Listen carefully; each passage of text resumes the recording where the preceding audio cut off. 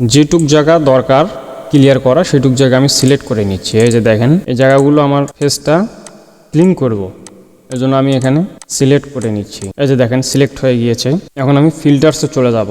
এই যে দেখেন সবগুলোই ওপেন হয়ে গিয়েছে, ঠিক আছে। আপনারা এখন এর ভিতর এই যে দেখেন ইমেজোনমিক, এখানে একটু অপশন পাবেন। এখানে যাওয়ার পর এই লেখাতে ক্লিক করবেন। ক্লিক করার সাথে সাথে এই যে দেখেন আপনার ছবিটি ভিউ হচ্ছে। এই যে দেখেন ছবির কিন্তু ফেসটি অনেক ক্লিয়ার হয়ে গিয়েছে, ঠিক আছে। আপনারা দেখেন সেটিংসের উপরে যে দেখেন বাম পাশে উপরে সেটিংস লেখা আছে, সেখান থেকে আপনি ডিফল্ট বাদ দিয়ে সরাসরি হাইজে ক্লিক করবেন। ক্লিক করার সাথে সাথে এই যে দেখেন ছবিটি স্মুথ হয়ে গিয়েছে, মানে অনেক সুন্দর হয়ে গিয়েছে, ক্লিয়ার হয়ে গিয়েছে। আমি এটাকে সেভ দিয়ে দেখিয়ে দিচ্ছি। ছবির উপর ক্লিক করে আপনারা দেখতে পারবেন যে ছবিটি আগে কীরকম ছিল, এখন কীরকম হয়েছে। এই যে দেখেন আমি আগের অবস্থায় নিয়ে যাচ্ছি। এই যে দেখেন আগে এরকম ছিল, এখন এই যে দেখেন ক্লিয়ার করার পর এরকম এসেছে।